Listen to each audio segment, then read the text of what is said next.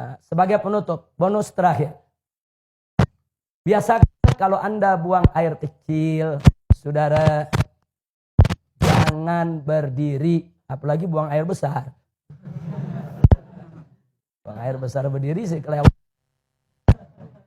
Saya cerita buang air kecil. Kenapa saya cerita buang air kecil?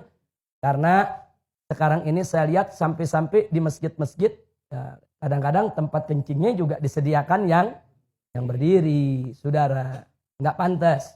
Apalagi ini di negeri Islam. Ini Indonesia ini mayoritas umat Islam. Mestinya tempat-tempat buang air kecil itu, saudara, disediakan ruang-ruang supaya orang bisa buang air kecil dalam posisi jongkok. Perhatikan cara jongkoknya. Perhatikan cara jongkoknya. Perhatikan, sengaja ini saya tarik biar kelihatan kakinya. Perhatikan cara jongkoknya. Jadi kalau kita baca kitab Kifayatul Akhyar sampai cara jongkok diajarin. Saudara. Cara jongkoknya itu perhatikan. Jadi ini kiri ini kaki. Jadi kita punya paha, ini pantat kita, ini diri di atas kaki kiri. Ini tegakkan. Begini cara buang air kecil. Seperti ini. Nah, karena kalau Anda lakukan seperti ini, insya Allah buang air kecilnya tiris. Kita jauh dari penyakit silisil bol. Nah, penyakit yang kencing gak habis-habis. Sebab kalau Anda tidak tiris, ya perasaan kalau kita jongkok aja biasa, kencing, selesai. Saudara, nah begitu selesai, kita ambil wudhu dan lain sebagainya. Tanpa terasa, kadang-kadang air kencing masih keluar. Ngetesnya gampang. Cara ngetesnya, Anda kencing jongkok biasa. Nah, setelah jongkok biasa selesai, Anda cebok, istinja, Anda keringkan, Anda taruh kapas. Tes saja atau taruh tisu. Nah, taruh tisu, Anda pakai celana dalam, taruh tisu, tutup aja sama tisu. Habis itu Anda wudhu, apa segala macam, Anda mau sholat. Buka lagi, lihat tisunya. Ada tetesan air keluar lagi. Itu kalau kita mau ngetes, bener gak ini keluar lagi? Jadi kalau orang yang buang air kecilnya tidak tiris, akan keluar lagi.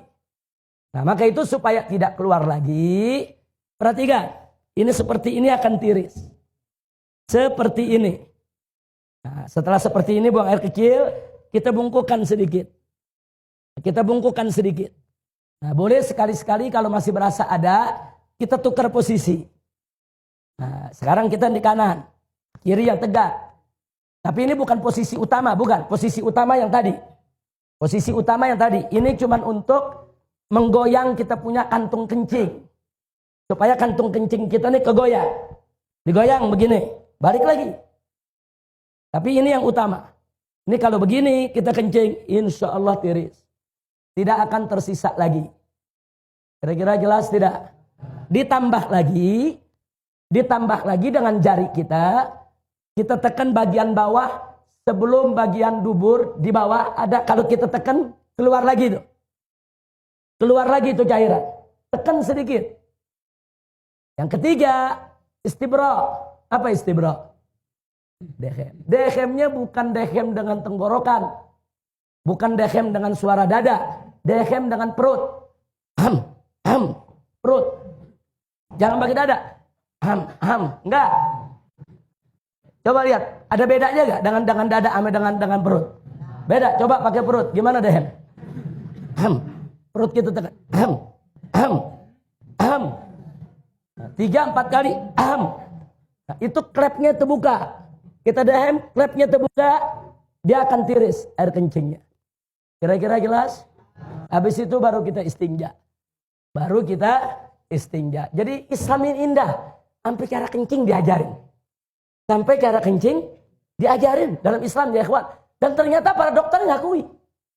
Para dokter itu mengakui. Ternyata betul. Memang posisi itu membuat bukan hanya kantung kencing. Membuat ginjal kita di posisi yang benar. Untuk membuang daripada air seninya. Jadi posisi ginjal nih. Saudara memang seperti ini. Dia jadi seimbang posisinya kalau begini. Ginjal kanan, ginjal kiri. Saudara, memang posisinya begini. Jadi untuk ginjalnya sehat, kantung kencingnya sehat, dan insya Allah tidak menetes lagi. Kira-kira jelas? Nah ini oleh-oleh pelajaran terakhir. Mudah-mudahan manfaat untuk kita semua. Amin ya Rabbal Alamin. Tolong diamalkan, dijalankan. Supaya sholat kita bisa lebih tertib lagi. Tapi ingat, saya ini membahasnya cuma sangat singkat sekali. Belajar lagi sama guru-guru kita. Tanya kita punya guru, tanya kita punya ustadz, tanya kita punya habib. Dengan kitab-kitab yang mereka baca. Bagaimana tata cara sholat, bagaimana rukun sholat, bagaimana tata cara wudhu. Apa itu hal-hal yang najis, apa itu hal yang membatalkan daripada wudhu kita. Pelajari. Sebab kalau Anda tidak tahu bagaimana cara bersuci, bagaimana sholatnya bisa benar. Itu pintu. Sholat tidak sah kalau bersucinya nggak beres. Pelajari dulu bagaimana cara bersuci. Bagaimana cara sholat? Jangan sampai kita tidak tahu. Sampai di sini jelas? Alhamdulillahirabbil alamin. Saya pikir cukup. Sampai di sini. Itu saja yang bisa saya sampaikan. Terima kasih. Hadani Allah wa iyyakum ila siratil mustaqim. Wassalamualaikum warahmatullahi wabarakatuh. Begitu kita sholat di tahiyat yang terakhir. Kemudian kita teringat. Yakin bahwa tadi di rakaat kedua kita tidak baca suratul Fatihah. Tapi kita langsung membaca surat. Maka sebelum kita salam, kita masih ada dalam sholat kita. Maka rakaat kedua kita tidak sah. Lalu bagaimana solusinya? Kita berdiri, berarti kalau rakaat kedua dihitung tidak sah, kita baru berapa rakaat sholat? Baru 3.